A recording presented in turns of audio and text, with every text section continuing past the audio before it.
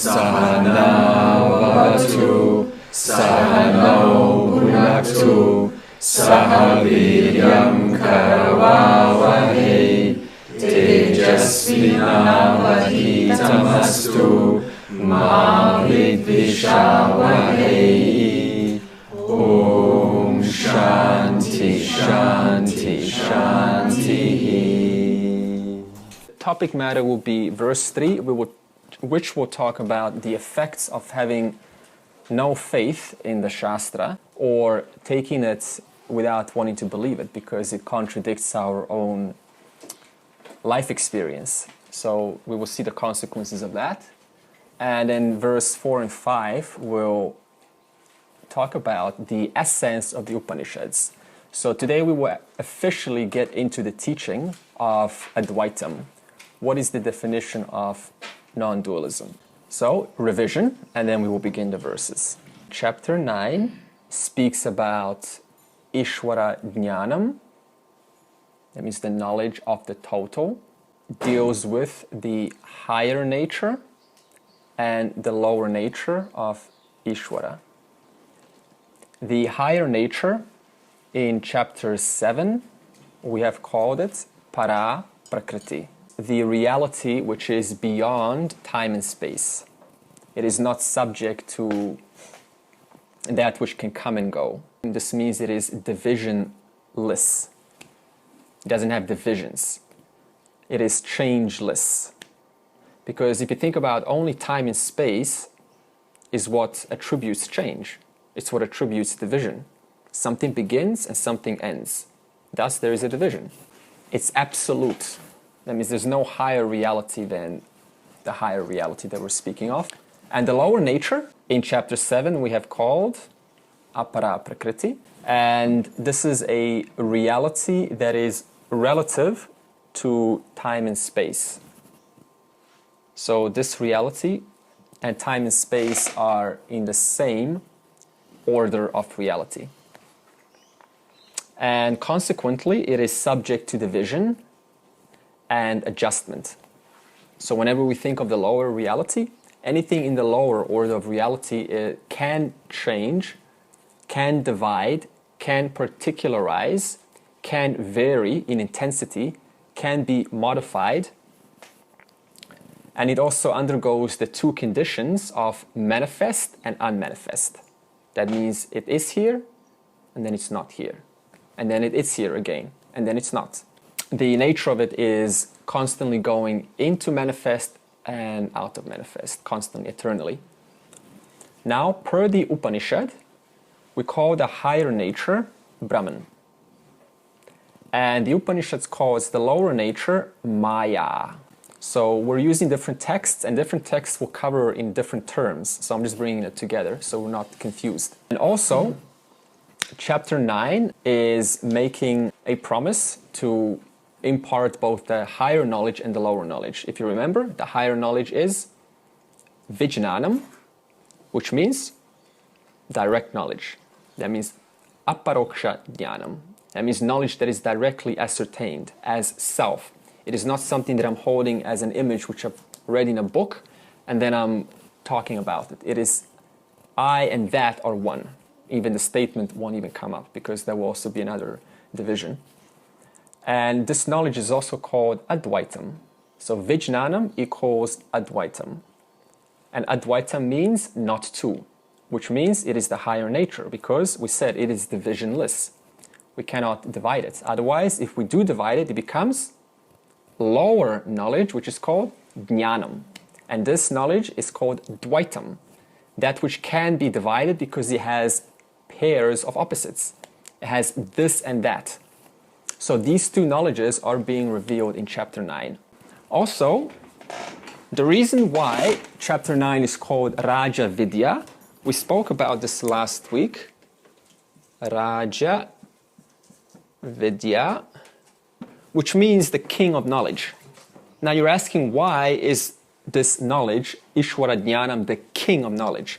And we established because any branch of knowledge other than Raja Vidya, this means self-knowledge, any branch of knowledge has two inherent flaws, and that is, it is always incomplete, right? So no matter how much you learn about any topic, someone's always going to outdo us. Someone's going to be a better degree, a better education or something. So we can't ever complete anything that we know, and that produces constant agitation, like, I'm not good enough because I don't know. And also forgetting. So even if you're top in your field of area, you know, these sports players, even they lose their skill, get beaten by someone else. Even someone who's the best particular scientist in a specific degree or a doctor, then eventually someone else comes and they're number one. So no one ever stays in number one position. So these two inherent flaws are inherent in every single branch of knowledge in the universe, other than Raja Vidya. Now, why is that? Because Raja Vidya, we call this Sarva Vidya Pratishta. So Pratishta means the foundation. In other words, all of these branches of knowledge are depending upon a foundation for them to be validated and illumined. Without Pratishta, it's like without this wall, then no matter what shines, no matter how good of knowledge this branch of knowledge is shining, it's not going to get a chance to be demonstrated unless there is a Pratishta, a substratum upon which it can be illumined by. So in the same way, Raja Vidya is that knowledge which all these branches of knowledge depend on. And once ascertained, it is never forgotten. So that's what we talked about last week. And also, the word Raja Guhyam, okay, the king of secrets. So why is this the secret? The secret of all secrets. There are two conditions to acquire any knowledge. And we've said it is a pramana, a pratyaksha pramana, that is, we can only acquire something through the means of our five senses. That means I can only see something by picking it up through my eyes or hearing it. And the second means of knowledge, so this is through the senses. And the second is anumana. Okay, so pratyaksha pramana and anumana pramana. Anumana means through inference, inferential logic. So even though I don't see an apple falling, I can still infer on the basis of it having a force that is interacting with another object. Based on that, I can infer, well, there must be some force called, and then I name it, I give it a nama rupa called gravity. So these both are discernible through what we have, that is our senses and our minds. However, this knowledge, the self-knowledge, is beyond. Why? Because both of these go where? Antahkarana, the mind, the subtle body. And the subtle body is that which is illumined by pratishtana. In other words, by the substratum. So in other words, no matter how much we look or infer, we're still not going to discern Raja Vidya, the king of knowledge. Now, in order to gain both and to assimilate both, there are qualifications. And some of the qualifications, the main one which Krishna will be expounding is in verse 3, is Shraddha, which is faith. In order to get out of samsara, that is to assimilate Raja Vidya and Raja Guhyam, to gain this knowledge, we need first of all an axe. Can you cut a tree with a blunt axe? No way. Now, Vairagyam, you already know, dispassion. Now, put the word dispassion away. A new term which should be a little bit more clear. Vairagyam simply means having a distaste for worldly objects. For example, suppose I have a taste for rainbows. Like I have a distaste for everything except the rainbow. Is a rainbow lower order of reality or higher order of reality? It's apara prakriti, it's matter. It's just a bunch of molecules interacting with the particles in the air. So in other words, if I have a taste for one single thing in this world, what do I have a taste for? Samsara. Thus I get samsara. So in other words, vairagyam is simply knowledge to assimilate that everything in this world is of the one same essence, para prakriti, matter. So in order to sharpen this axe, I need to cut the tree of samsara, I need to establish a great distaste for the world. Warning, distaste does not mean hating the world, or it does not mean in any way of, just derogatory. sense. It just means I see what the world is, but it doesn't really fascinate me that much, like a child or anything. Now, the next tool that we need is, for example, this handle is Brahma Vichara, which means Vichara means contemplation or inquiry, self-inquiry. Now, suppose you've got all of the dispassion in the world, but then what's the point? Why am I having dispassion? So the answer why comes from Brahma Vichara. That means I need knowledge to support why is it that one needs to be dispassionate towards the world. The next one is Sadguna. Sadguna means is having good or fruitful or virtuous gunas. In other words, one does not want to have a life full of tamasic opportunities or rajasic opportunities. Suppose there's a nightclub that's very nearby and it's very tempting to go there. So the person generally decides to go every single week, and that in itself ends up having a non-conducive sattvic mind. So this means lifestyle also is very important. And last one is prapti or sharanagati, and this means faith. The point is, what motivates a person to cut the tree of samsara? Is it Brahma Vichara, contemplation? Well, not really. Is it vairagyam, dispassion? Not really. Is it having good gunas? Not really. What if I have no trust? What if I say, what's the point of doing all this?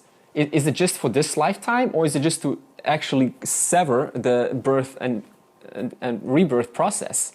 So in other words, I need faith to understand that the Shastra has offered a solution, and I need to trust that solution despite having no immediate proof that it's going to work. Otherwise, if I don't have that faith, then I'm just not going to use neither the Brahma Vichara, nor the Vairagyam, nor the Sadguna. So that faith is very important. In verse 3, Krishna is going to expound this further. Ashraddhadhana purushaha dharmasyasya parantapa aprapya mam nivartante mrityu samsara vartmani. Despite this Ishwara Jnanam being freely and openly available to us, in many ashrams we can go, and we will have a whole bunch of Upanishads and yoga books and different ways of practice, sadhana, and especially on the internet, wherever we look. This will be freely available as PDF documents and audios, Swami recordings. It is all out in the open. And despite that fact, people reject it outright. Why? If something is so freely available, why do we reject what is so open to us every single day? Lack of trust. Lack of trust, yeah, that's it. Fear. Yeah, because I may find something that's going to scare me, something about myself. And what if this is wrong? So all of these little conditions come in. And one of the main reasons why we don't trust, when I say we, don't take it personally, I'm just including everyone. One of the reasons is because anything that is free, you see already, yeah, instantly, right? It can't, like, if it's free, it can't be good, right? Only paid stuff is good, right? So this is a general mindset, especially today in our world of marketers and commercialism. We're sort of, but it was even in the Vedic times, the same thing. No such thing as a free lunch. Yeah, exactly. It's free though. Huh? That we breathe is free. I know, right? So that's taken away with one. And it's very ironic, right? The most free stuff, like air and food the plants grow, is free. The most essential is free.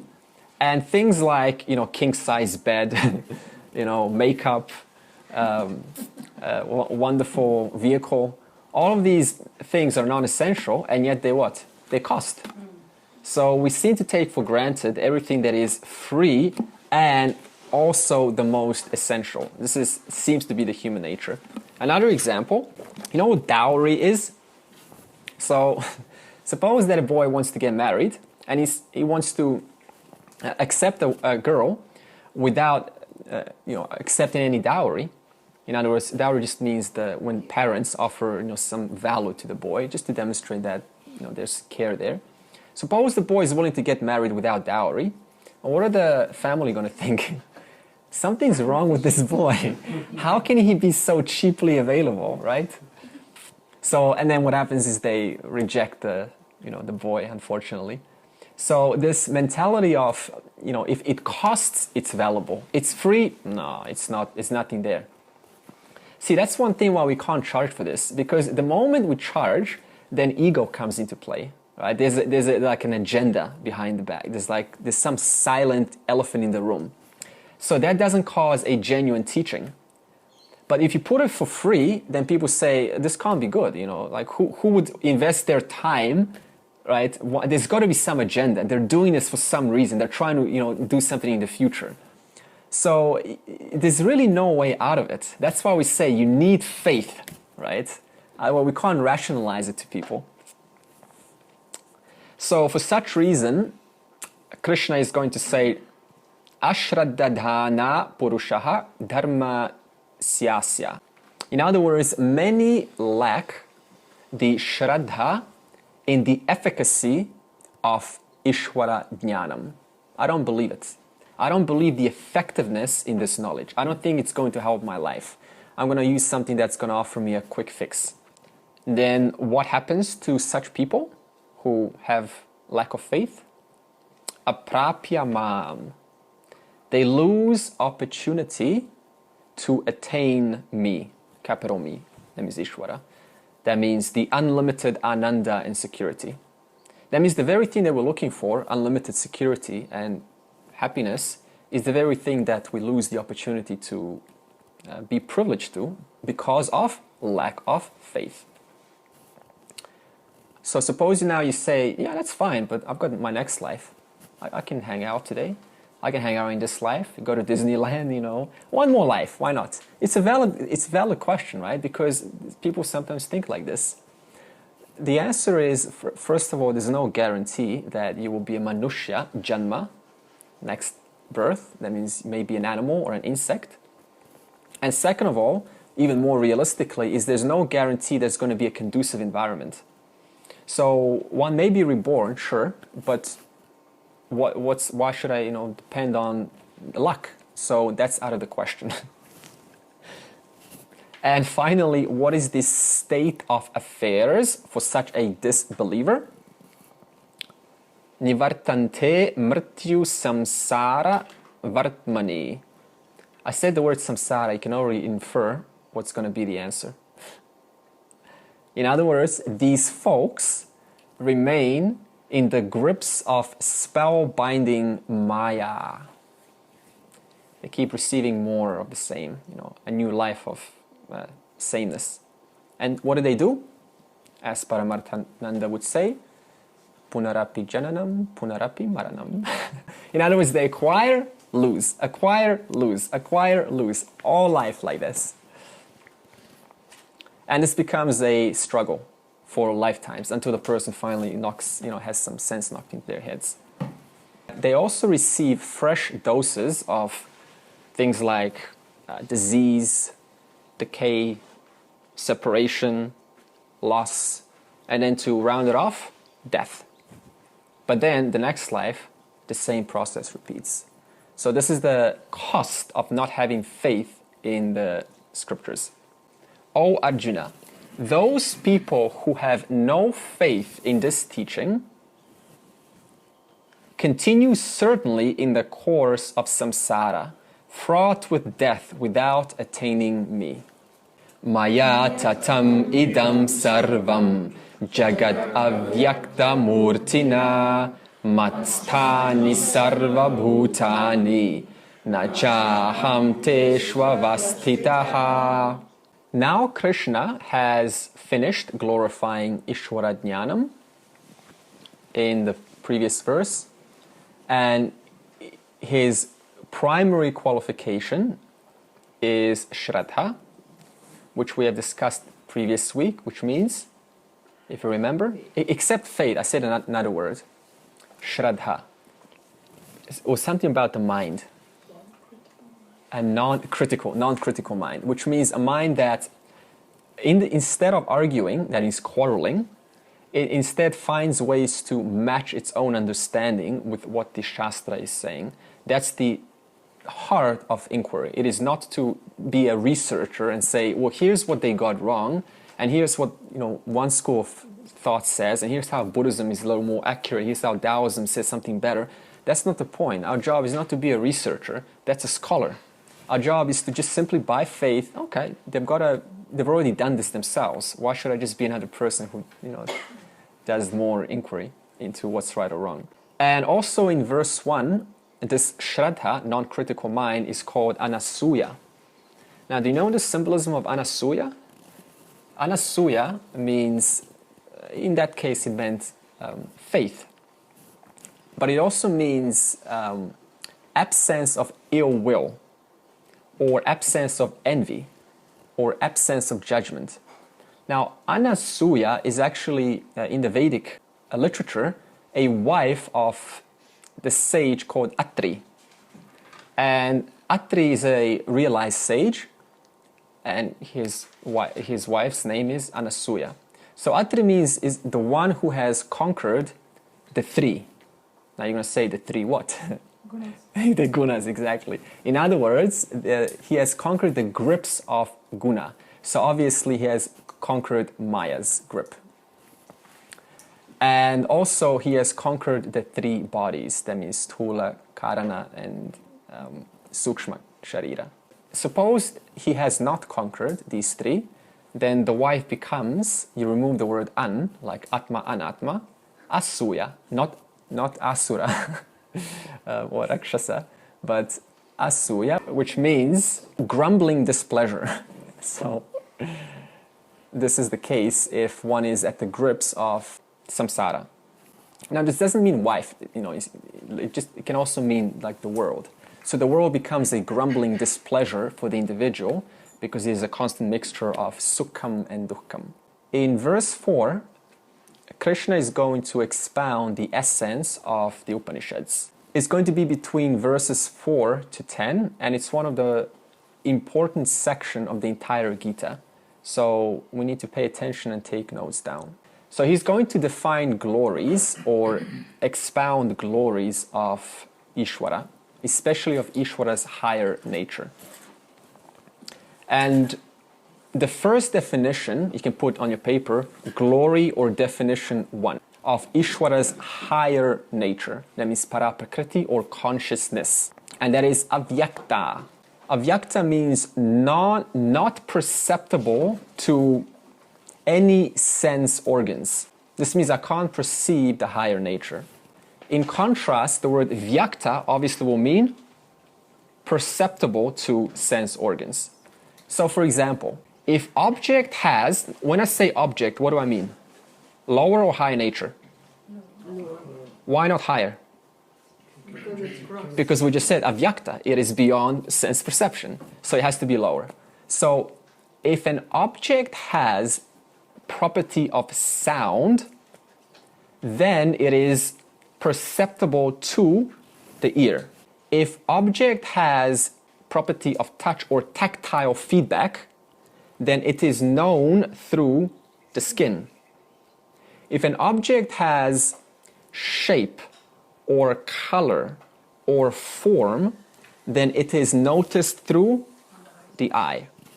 If an object has the property of taste, like sweetness, saltiness, bitterness, souriness, then it is detected through tongue. If an object has the property of smell, like fragrance or aroma, then it is recognized through the nose. So what does this mean? It means that if anyone ever claims they have experienced Ishvara, God, in any way imaginable, even if it's subtle, even in Nirvikalpa Samadhi, even in meditation, then what are they talking about? Lower or higher? Lower nature. Because we've just established anything detected, recognized, perceived, noticed is still vyaktam. It is perceptible to the sense organs, whether directly or imagined or in a deep meditation. It is still known to the subject. So in other words, from a Vedantic standpoint, if one ever says, I have felt God, or I heard God today, or he is in touch with me and I am in touch with him, then from our standpoint, they're only talking about the lower nature, not the absolute. Because the problem is, the moment you say, I know him, I know the self, instantly in that moment, I've objectified it as something that is known to the subject. In other words, we're still then talking about sublime Maya, which inspires great awe. That's what sublime means. That means I have, gone into a great state of nirvikalpa or and stay there, or savikalpa even, and then it was so beautiful, there was nothing. So just the fact that we're saying that means we're still objectifying the experience. So now, how do we experience, in quotes, Ishvara? How do we experience the infinite, the higher nature? You can't, because you are that. So, Ishvara is not an object of experience first, to acknowledge that. Why? Because we've just established avyaktam, non-perceptible. So it means no experience can ever verify or ever get me in contact with the infinite. So Ishvara is then the ever-available conscious subject. And what is the nature of this conscious subject? That which illumines, that which validates. Right now, we are listening to these words and looking at the board. And all of the data is coming into our minds. And this mind, as I've demonstrated on the board, is indeed a branch of knowledge. And it is being illumined and validated by the self, the higher nature of Ishvara. What else is illumined? Or what else is validated? Anything that we remember, any kind of memory of back pain, or got pain today. What is validating that back pain? Is it prana? Is it prana that's validating? Okay, why not? Why is prana not that which validates our experience? Because prana is that which makes the body sentient. So someone can say now, no, it's prana that's actually making us alive. It's making us think. If prana was the consciousness principle, validates or illumines our experience, then what would happen when you've got like digestion issues? Because then prana is obviously affected. So in that case, then you wouldn't be suddenly able to validate the world because your prana will be too sick and contaminated by the stomach digestion pain. Or what if we're like in a hospital and sick? How do we know about the body being sick? Even though prana is non-functional or it's degraded in its quality. Because we are not that which prana is. They're two different orders of reality. Any other ways how we explain this? It's the sensation rather than the sensory organ. Yeah, so we say my body is sick or there is pain. So that means we're validating something. In other words, we're objectifying it. My digestion, I'm objectifying prana. My circulation, my high blood pressure today, I'm objectifying things. And we already established we cannot be what we objectify. The possessor can never be the possession. The knower can never be the known. And something else, great news, Lord will never come. Did you know that? That's news. Because some of us are waiting for Lord to come. So what do we say? Lord will never come. Why? Why will Lord? Because somewhere for the Messiah, right? He's got to come. But we say he's never going to come. Why not? Because then you can go already.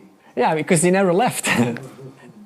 So in other words, we need to accept and own up to what is already true right now. We already established that Ishvara is Paraprakriti, the consciousness principle, which is the truth of the whole universe. Okay, now glory of Ishvara's nature 2. This is glory 2. And Krishna is going to say, Tatam idam sarvam jagat. He is pervaded all over. This is called the present past participle. He is from the present. He is pervaded all over. So what does all over mean? How do you tell what a mountain is? How do you identify a mountain? Previous knowledge. Yeah, boundaries. So excellent word. In other words, by looking at a mountain, I can see a certain edge on one side and an edge on the other side. So obviously the edge itself says what? That mountain, which is a form, cannot be all over because it is dictated by the boundaries which makes up the mountain. So what does all over mean? It certainly cannot mean form, because to identify a form through your five senses, you're constantly validating it through boundaries, like it's there and it's ending there. This all overness thus has to be Ishvara, consciousness, which is divisionless, formless. Therefore, it is boundaryless, doesn't have any boundaries. Now, something that doesn't have boundaries, what's the definition of that? Because before answering, what do we say? The mountain is not all over. Why? Because it is limited by the boundaries. But then Ishvara is all over because it is boundless or boundaryless, therefore it is all over. In other words, what doesn't have form, what doesn't have boundaries, is what is all pervading. So to say all pervading, does that now mean that Ishvara is elsewhere? No, it has to mean then what? All pervading. Is your body excluded from all pervading? Is our minds excluded from all pervading? It's really funny because people say, you know, Ishvara is all pervading, but then I go to the temple to look for Ishvara. I mean, what does all pervading mean? It is already right here, right now. That means I'm not apart from it. I'm not separate from it. I'm included. Now, quiz question. Trick question. If someone asks you, suppose they're an innocent person, they've never heard this before, but they believe in God, you know, they're a decent Samaritan. Hey, is God in heaven? Before you answer, think. Hey, is God in heaven? Yes. Yes. Think. Not only. Ah, okay. Now suppose a child asked you, hey, is God in heaven? And you replied yes. What would that actually do? That would imply that God is not here right now, and yes, God is only in heaven. So in other words, I would validate their own ignorance if I just say yes and I put a full stop there. So how do we solve this? Yes, and everywhere else. With one simple word, we say, yes, God is also in heaven. So what does that say? It subtly implies that God is also here now, from the very place where that question is being posed. Next question. What do we mean when we say, in the light of knowledge, so you're not thinking, oh, that's a dualistic word, merging with Ishvara? Now, this is an educated person, so they already have knowledge of Ishvara Jnanam. But how do we explain merging with Ishvara? What does this mean? Well, past the three gunas, I have moved further. Yeah, and? It's a point of view from the self, from the jiva. Yeah. Then you're merging, but you're merged already. Okay, now that word already, in other words, I am removing the idea, the notion that I was apart. In other words, merging is dropping the notion of division equals merging. So we're not using this word as a dualistic, as in it's over there and I'm here and now we're kind of merged. It's just, it was always one. It was never not other than what it is, but I just dropped the notion that was denying me from the fruits or the realization of that fact. So by me assimilating that fact and removing thus the notion, then it's that we can call merging. Okay, glory 3 of Ishvara's higher nature. Krishna says, Matstani sarva bhutani. The whole world is resting in me. I am the supporter of the entire universe. I am the supportless supporter. The causeless cause. They're the same words. Supportless supporter, causeless cause. That means nothing supports me in order to support the universe. Nothing supports, nothing causes me to cause the universe. I am causeless. And because of my causeless nature, I cause everything.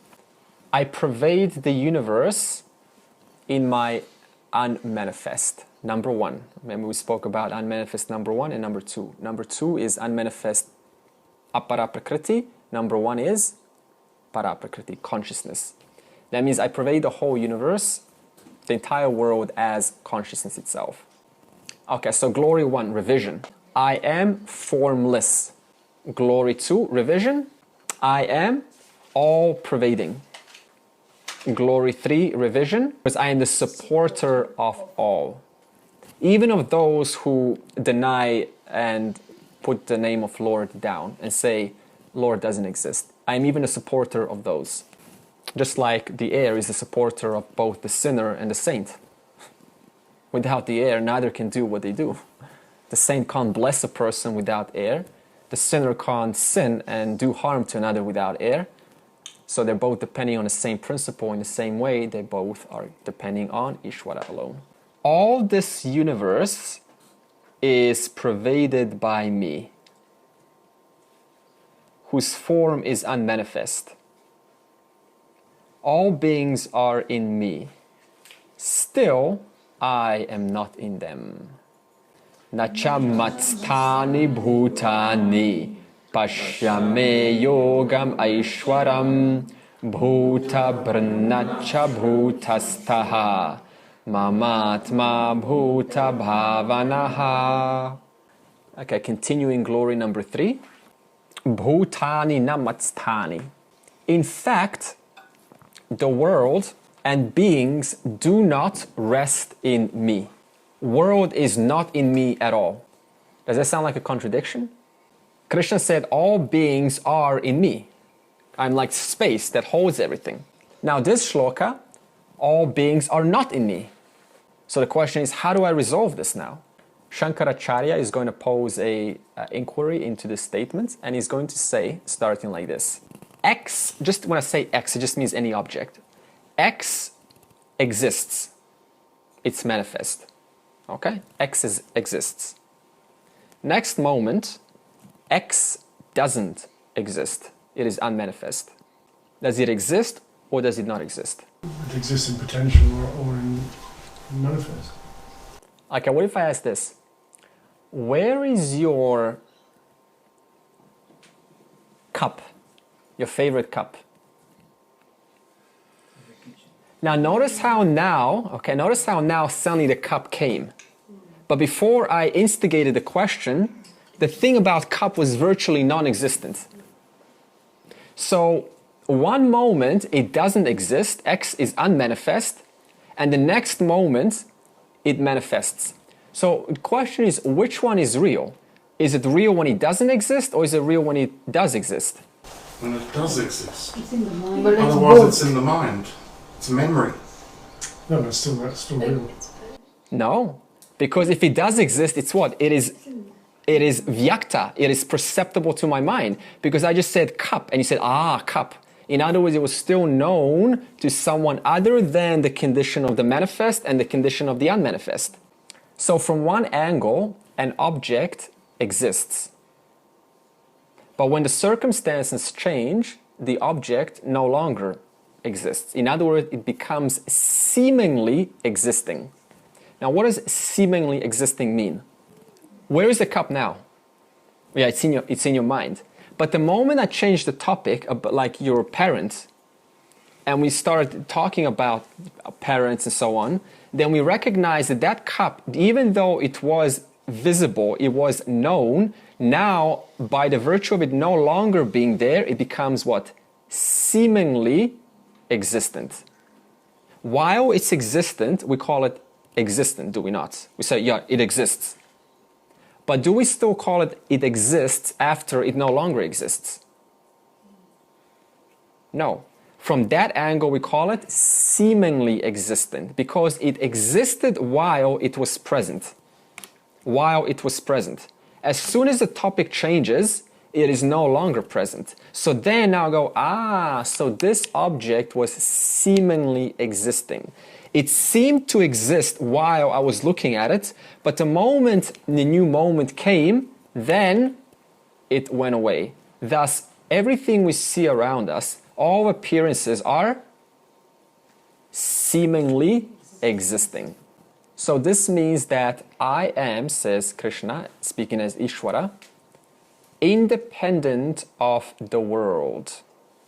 I do not depend whether the world exists, whether the cup exists, or whether the cup does not exist. I remain independent of manifest and unmanifest, of existent and non-existent. Because just to speak about the condition of manifest and unmanifest, that means what?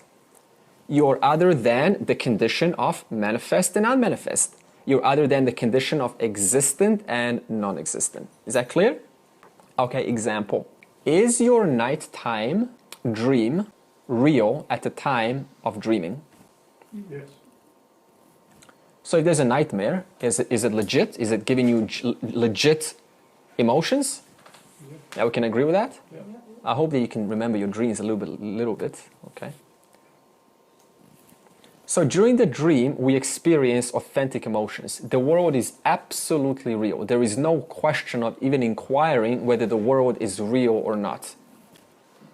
In fact, if I do inquire, it's goofy, right? It's like, why are you inquiring? Everything's fine. This is the world. But then what happens when we wake up?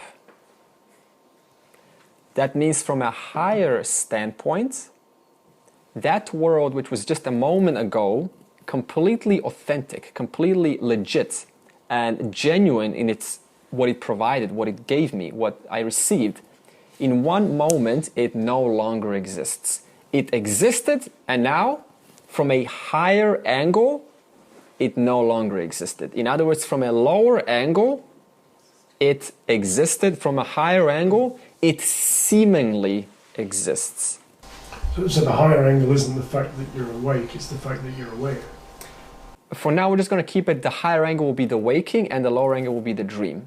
We're not going to go into consciousness now because just keep it at this example.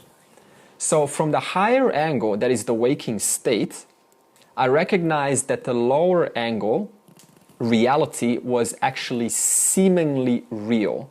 But while the awareness, while the subject was immersed in the lower reality, what happened? The experience was completely seemingly real. So from the lower order of reality, which we call, in this example, the dream, the world is real. That's a present tense statement. The world is real. From the higher standpoint, from the higher order of reality, in this example, the waking, how does the statement change? The world was apparently real. And this lower order of reality is called Mithya. Important word. Mithya means apparently real. It is experientially available, but factually non-existent. The dream is experientially available, yes. It's genuine, yes. But from a different angle, it is known to be factually non-existent. So what does the lower order mean? It means it invokes genuine responses, right? I can't say this is false, otherwise I'm lying. There's a genuine, like I need help. And the Upanishads calls this Sat Asadpyam Anirvachaniyam. Anirvachaniyam means inexplicable. In other words, Mithya is the inexplicable reality which we cannot define. It's neither non-existent nor is it existent. In other words, simply, you can't say it's not there. Why? Because it's there, because you're aware of it. Yeah, I'm experiencing it. It's genuine, right? I can't say my pain is not here. That would be a lie. So you can't say it is not there because it frightens me. But at the same time, you can't say that it is there. Why? Because from a higher angle, it's known to be, or it's no longer seen as real. So I can't say it is existent, but I also can't say it is non-existent. another example. Suppose you win the lottery in your dream. Okay, very happy, ecstatic. And everything's great now, all problems solved, right? And what happens? There's genuine emotion, right? How valid is that money when we wake up? Completely meaningless. Invalid. This is what we call mithya. One moment it was absolutely real from a lower order of reality, and the next moment it is completely invalidated as apparently real. So what Krishna is pointing out is that the world does exist. That's some serious news. You know, some of us go, no, the world doesn't exist. It's all an illusion. However, what's the however part? Mithya. It's mithya. It is the lower order of reality. It is apparently real. And even though it is apparently real, it invokes genuine emotions, responses in our life. From the Ajnani's body, mind, intellect standpoint, the world is existent.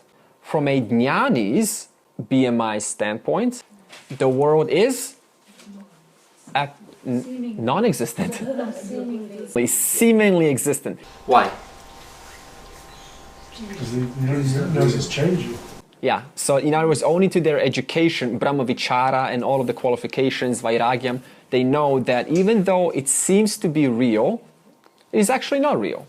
But for an ignorant person, it's all real.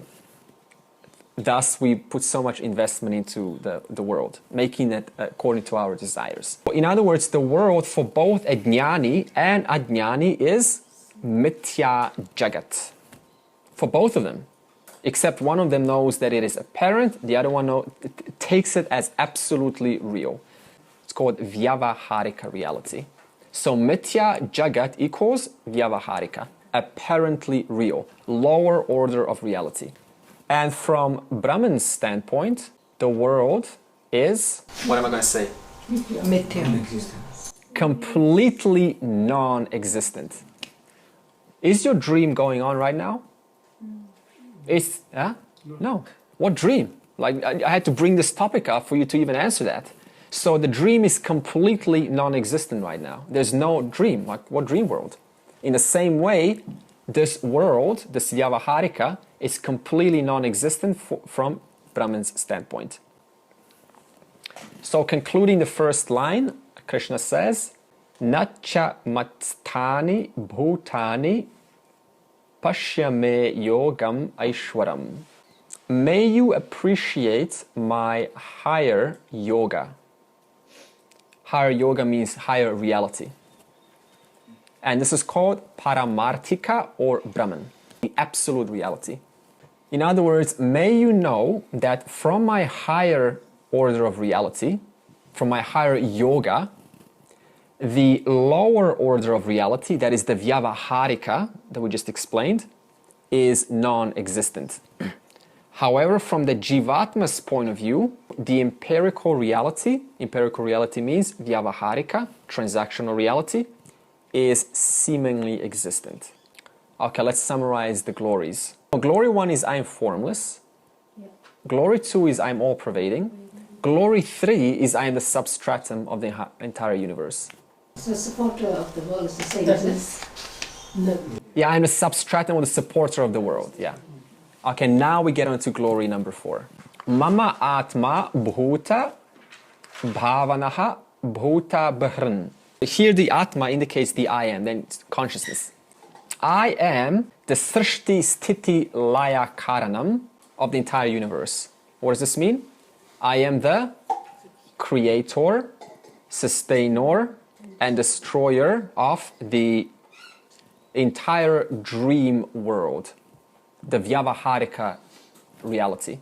Just like, for example, I, as the waker, we're not speaking about us as the waker, I am the supporter of the dream, I am the sustainer of my dream, and I also gobble up the dream, I swallow the dream the moment there is waking.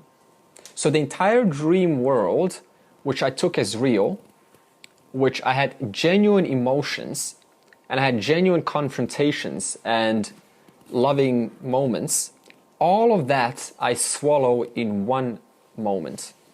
And yet, while I was sustaining it, while it was frightening me and making me happy, I was taking it to be absolutely real. Upon the waking, it is known to be apparently real. So the entire universe is sustained, it is created, and it is destroyed by me, says Krishna. Which means that you as the waker are the supporter of the dream world. You are independent of the dream world, and the dream world depends on you. You don't depend on the dream world. Because without you, can there be a dream world? Without you, can there be all of these wonderful moments in the dream, you know, of something you can share with someone else? So we're actually getting a glimpse of Ishvara every day. Yeah. Microcosmic, macrocosmic relationship. It is right in the open. Every day we see it. This relationship that we've been speaking about between the waker and the dreamer, between the creator, sustainer, and swallower, and the world which they create, sustain, and destroy, this is called Satya-Mithya Sambandha. Or in the Upanishad language, we call it Adhisthana Apyasa Sambandha. Substratum Apyasa means projection Sambandha. In other words, the relationship between the substratum and the projected.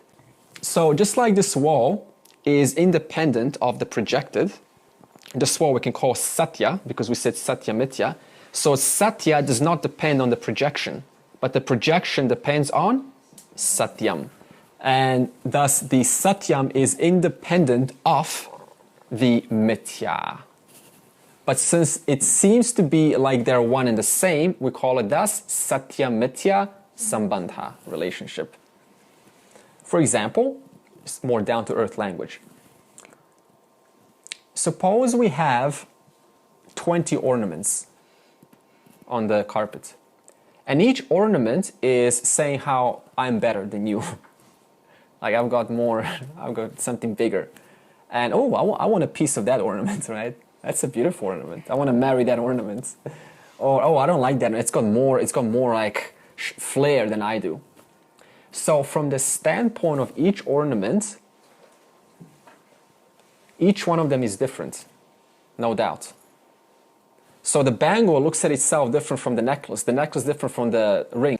So from the point of view of all of them, comparing them to themselves, they are certainly different.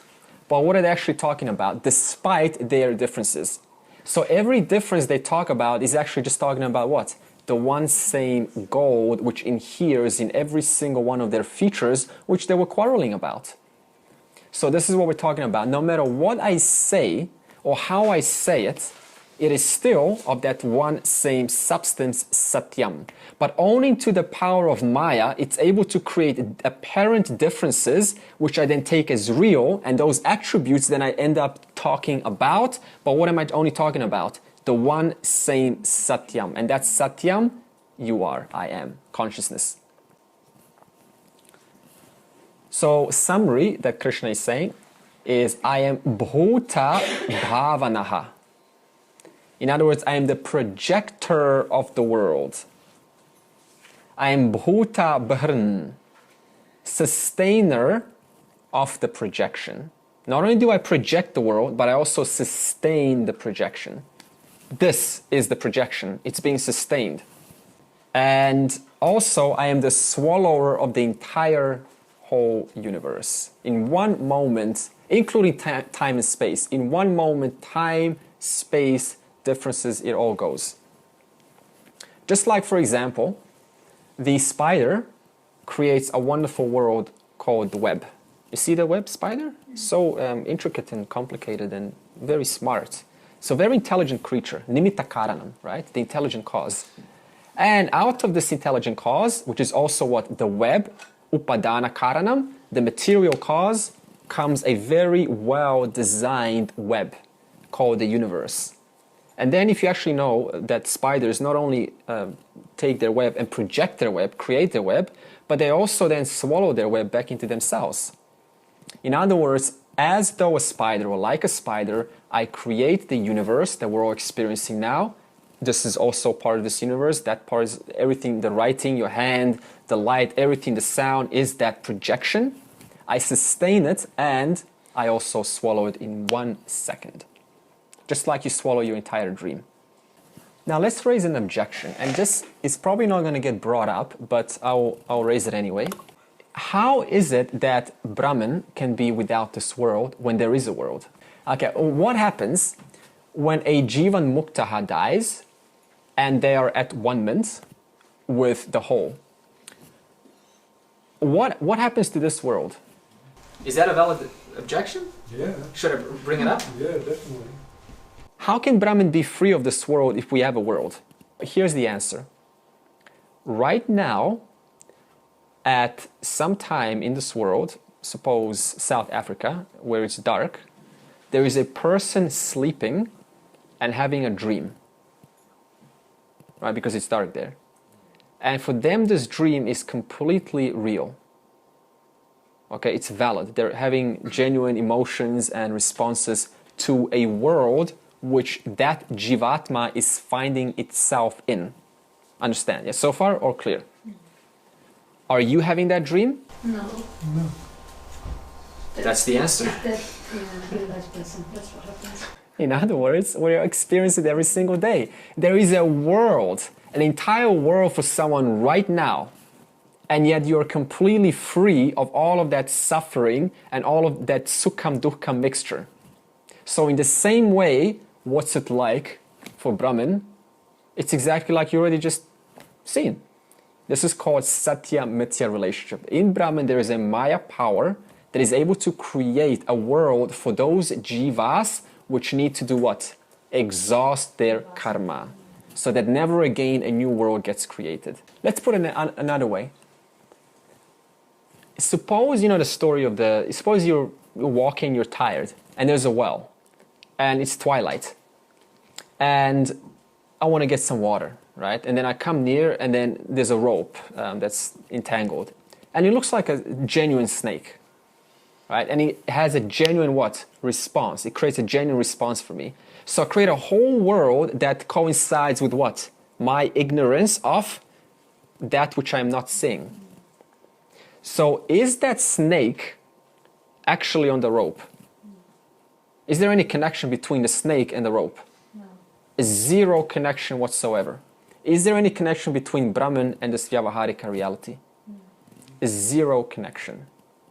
So only to one's ignorance, the world gets created in order to exhaust punya and papa karma. What creates the world? Nimitta karanam, upadana karanam. Maya's 3 gunas. If the rope wasn't there, yeah, the snake won't be there either. Exactly. In other words, we call that borrowed reality. So the snake is borrowing its existence from the rope. Without the rope, there is no snake. So in actuality, there is no snake. Ocean? Yeah. Waves. Yeah, we can also use that analogy of, for example, we often think that there's a form, right? There's form there, there's form there, there's form there, and they're all different in shapes and sizes, and we constantly talk about that wave. They're so high and so glorious, but I'm such a small wave, right? And so we're constantly talking about these features and giving reality to different forms in the world. And yet, at the essence of all of these forms that we keep on seeing and giving reality to, and even talking about right now, are nothing but the one essential H2O, which inheres the entire and all forms that we as waves talk about. So in that sense, the connecting principle is there is only H2O here. There is no ocean and there is neither the wave, because both the ocean and the wave borrow their existence of nothing but H2O. Wherever there is wave, wherever there is ocean, that's exactly where there is H2O. This is called Satya-Mithya Sambandha relationship. In fact, the beings are not in me. See my divine yoga, my higher reality. I myself am the creator of the beings and the sustainer of the beings, but I am not in the beings. Yatha ka shastito nityam Vayuh sarvatra go mahan tatha sarvani bhutani matstanit yupadharaya. Summaries of glories. Glory 1, formless. Glory 2, all-pervading. Glory 3, substratum of the Mithya universe. Glory 4, I am the creator, sustainer, destroyer of the entire Mithya Jagat. Glory number 5, asangatva, detachedness. I remain unsullied, uncontaminated, untamed. And this is going to address a doubt which has come in verse 5, whether you know about it or not. What Krishna said, the whole universe is resting in Ishvara. Now, what's inside the universe? A lot of punya and papa. So does that also mean that all of the impurities and the purities are also contaminating Ishvara? Does this mean that Ishvara, the poor Lord, has to take all of our sins and all of our good deeds? Okay, that's the potential doubt. For example, suppose we take a dirty piece of coal and I put it and I rub it against the clothes. The stain is going to remain, right? So wherever I go, the stain is going to be there until I change the clothes. So it seems as though that Ishvara has to wait for its dissolution after one day of Brahmaji, and then it's going to hopefully go to a washing machine and then come back and then start fresh, right? So this is a potential doubt. Could our sins, could our punya and papa also contaminate or sully Ishvara? And Krishna says, even though I accommodate everything, the whole universe, I myself remain unaffected, uncontaminated by the accommodated. For example, suppose you have a golden angel, right? We all love golden angels. And the golden angel turns into a golden middle finger. You know, the root sign. So one moment it was a golden angel, and how do we speak about it? Well, we appreciated it, right? We welcomed it. We all sat together and had... And the next moment, that same gold is the golden finger. Now, what has changed? Nama Rupa. Has that sullied the gold itself? The gold has nothing to do with whatever the form is. Another example? Two different words on the spectrum. We know the difference, no doubt. What's the same? Emotion. Those letters. Huh? Those Spelling. letters. What else is the same? E. The 4 letters. One more thing. I'm looking for something else. For the emotions. I'm looking for something else. I'm looking for something else. The contradictory. I'm looking for something else. Both words. Huh? Language or writing. I'm looking for the ink. Oh, okay. So in other words, the same ink is in this nama rupa of love, which we all love, which we all adore, we all welcome, but the exact same ink is in the hate. Now, does this ink define according to the love form or according to the hate form? Does that define the ink? No. Yeah, you know the answer to that. So no matter what form we have or what form we speak of, it doesn't touch Brahman in any way. Thus, in this way, Lord remains, Ishvara remains unsullied, untainted, uncontaminated. And Krishna, as an example, also from the verse, uses space. Okay, why does Krishna use space as a metaphor in this verse? As a metaphor for Ishvara? It's also It's very easy for us to Okay, Madhu said all-pervading. So what's the commonality between Ishvara and space? If there was a commonality, what would it be? Number one, all-pervading, definitely. And what else is space? Does it have form? Formless. So 2 points, formless and it is all-pervading. Thus, space is the closest metaphor we have to compare in this world of this apparent appearance to the formless, because they both share these attributes. Can you burn space with evil fire? Not calling fire evil. Can you wet space with goody water? No. Can you cut space?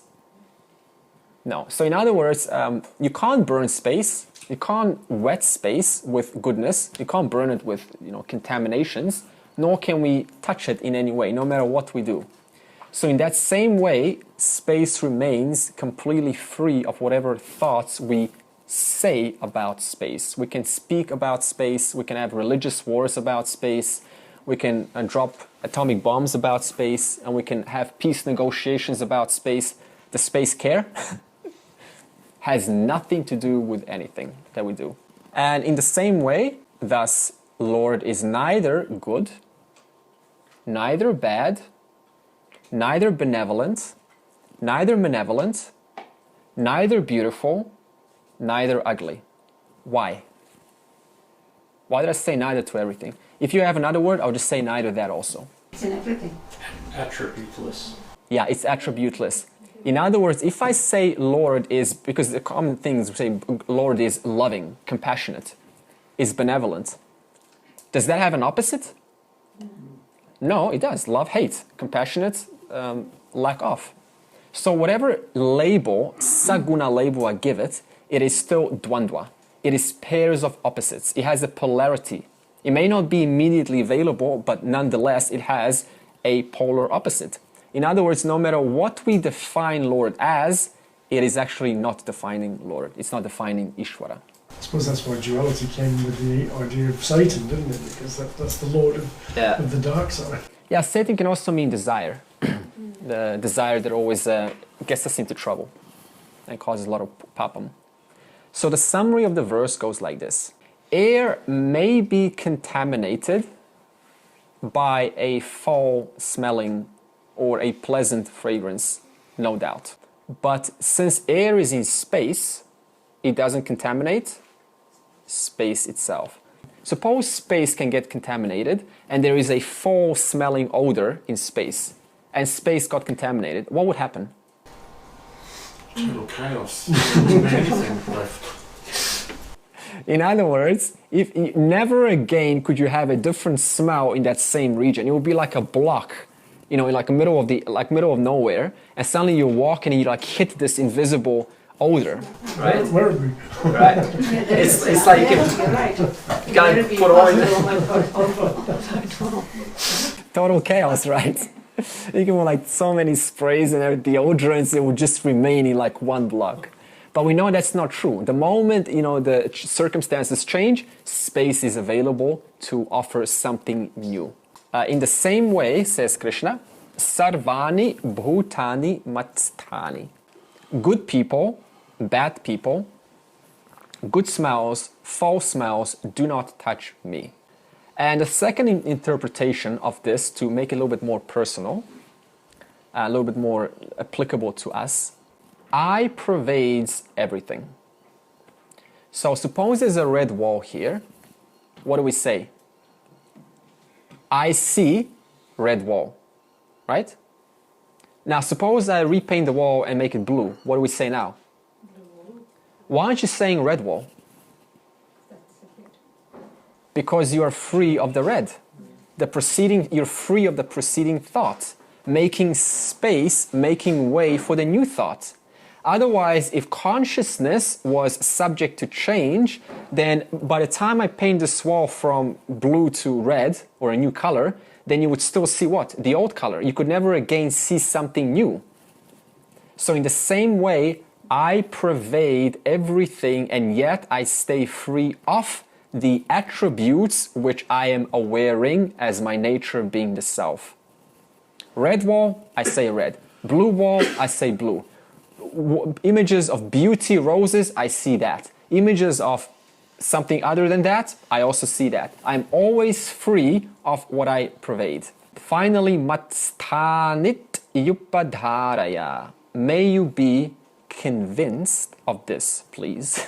May you inquire into this, may you integrate this, may you understand this as the truth. Just as great all-pervading wind is ever present in space, in the same manner, all beings are in me. May you understand this. Sarve bhavantu sukhinaha Sarve santu niramaya. Sarve bhadrani pashyantu. Ma kaschid dukkha bhag bhavet. Om Shanti Shanti Shanti.